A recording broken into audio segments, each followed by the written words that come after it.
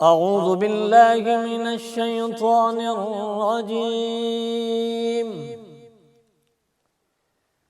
بسم الله الرحمن الرحيم.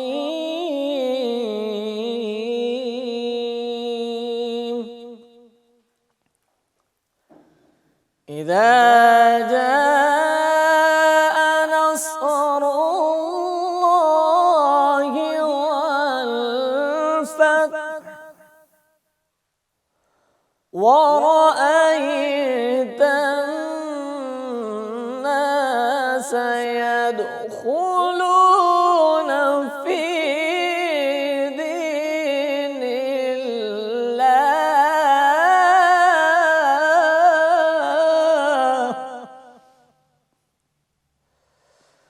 ورأيت الناس يدخلون في دين الله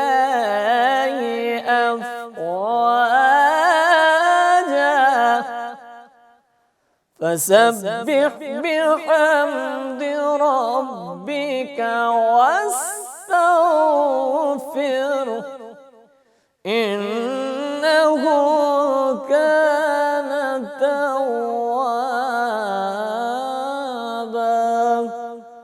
صدق الله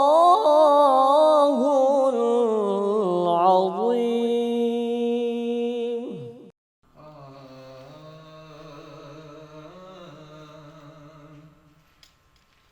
آپ سے پہلے کوئی بھی آپ سایہ نہ تھا،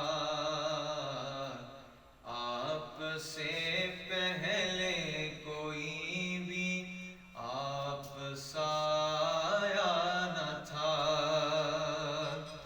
آپ سے پہلے کوئی بھی آپ سایہ نہ تھا، دل تو تھے سینے میں لیکن دل ربایا نہ تھا،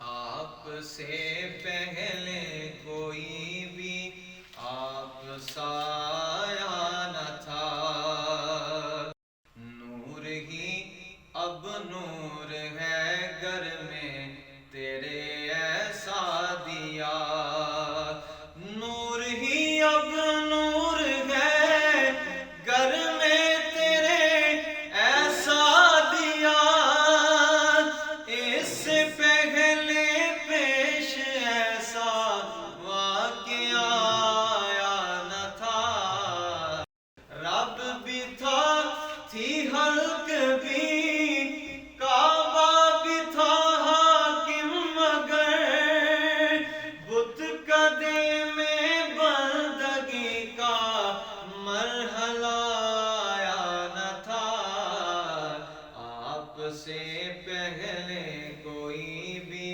آپ سایہ نہ تھا۔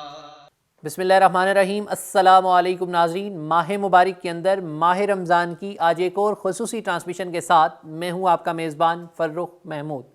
ناظرین، آج کی اس ٹرانسمیشن میں تلاوت کلام پاک کا شرف حاصل ہوا ہے قاری محمد عامر معینی صاحب کو، جنہوں نے اپنی انتہائی خوبصورت آواز میں قرآن مجید فرقان حمید کی تلاوت کی۔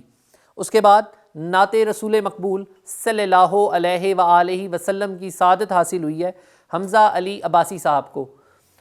ناظرین، آج کے ہمارے اس پروگرام کا موضوع، آج کی اس ہماری ٹرانسمیشن کا موضوع عفو و درگزر ہے۔